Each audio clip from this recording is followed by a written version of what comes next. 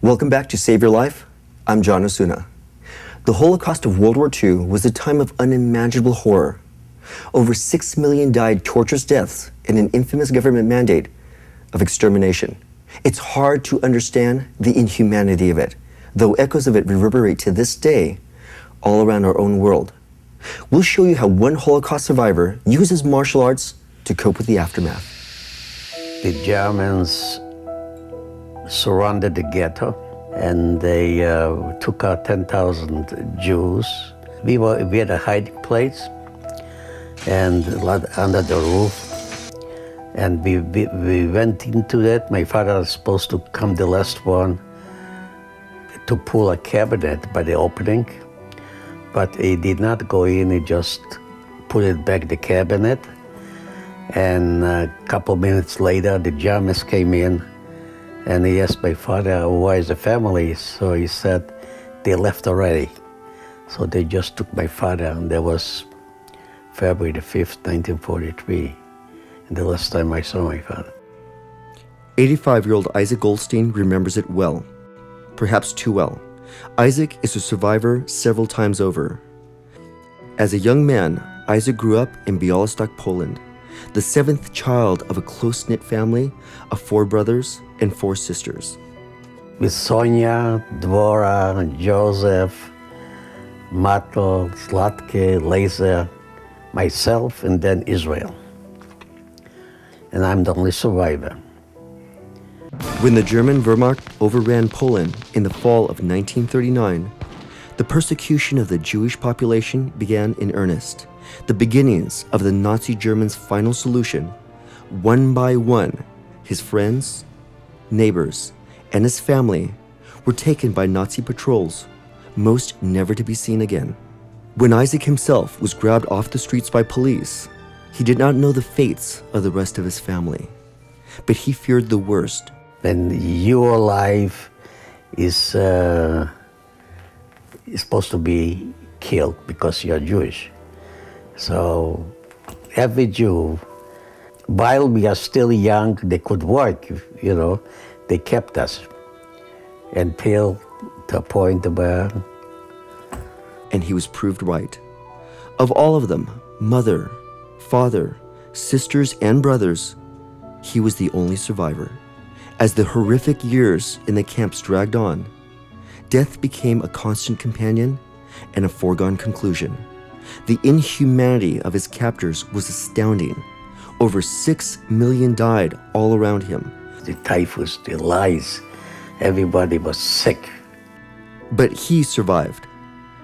As the war ground inexorably towards an excruciating end, Isaac and a group of surviving slave laborers were marched to a shipyard to be sent by boat to another, more secure camp.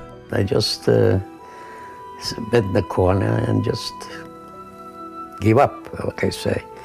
At the last moment, he was pulled aside by a Nazi soldier that took his place on his assigned ship, and the ship sailed without him. And then suddenly we hear a big explosion. It was bombed and sunk, killing everyone aboard. My ship was just with machine guns, you know that. And that was the end of it.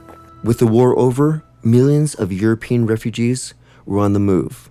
Homeless, penniless, desperate, thousands of survivors scrambled for sustenance in any way they could. With no family, no place to stay, and nowhere to turn, Isaac had little reason to live. I survived not because I'm so smart, it just happened. Let me make it clear. It was not my doing, it just happened. Again, luck intervened, and he found a way to get to America, to Chicago, and reunite with an old friend and fellow camp survivor, Rochelle Newman. They fell in love and married on January 29th, 1950. So I'm happy that I have 2 great kids, and especially a great grandchildren. Isaac worked hard to support his new family, taking a job as a machinist, often working double shifts to make ends meet. That time was the Korean War, and there was so much overtime. So I worked by 20 hours a day. The long hours served not only to help him to accumulate a small savings, small house, and a better lifestyle, but also helped him to bear the nightmares, depression, and survivor's guilt that haunted him day and night. The past was an ever-recurring presence. The emotional pain never went away. So he still does live with that, and it's hard. It's hard to know that I can help that. As his children grew, they became interested in martial arts. His daughter, Roz, became an instructor, as did his grandson, David. I feel very fortunate that not only my grandfather was able to survive the Holocaust, but he was able to press on in other challenges of his life and able to really keep going when it became very tough for him. There have been a number of times where he's had some real lows, and they've been really low. And what we tried to do is give him something else to focus on.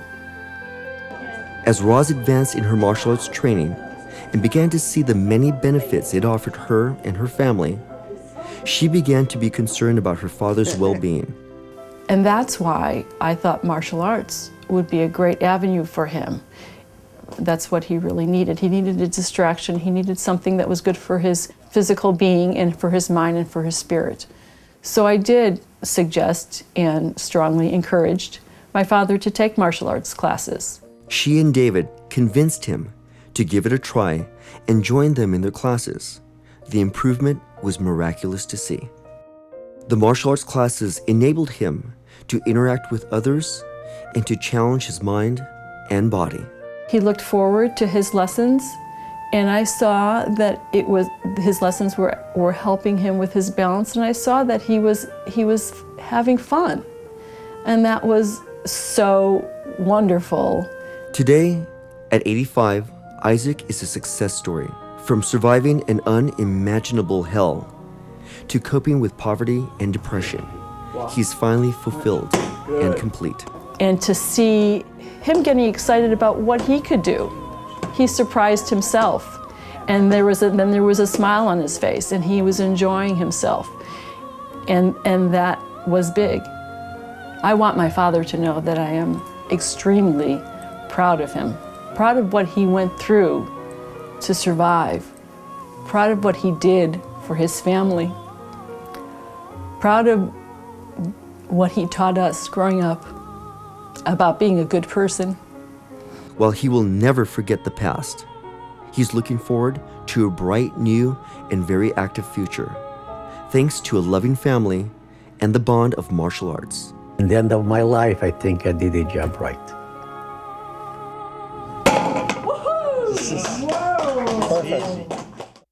While Isaac Goldstein's story is one of hope and triumph, we must never forget the past he lived through, and every one of us must be ever vigilant that it never happens again. It's with Isaac's determination and the help of martial arts that he's able to overcome life's greatest challenges. When we come back, I'll share my own personal experience on how my martial arts training saved my life and that of my family. It's all ahead when Save Your Life continues.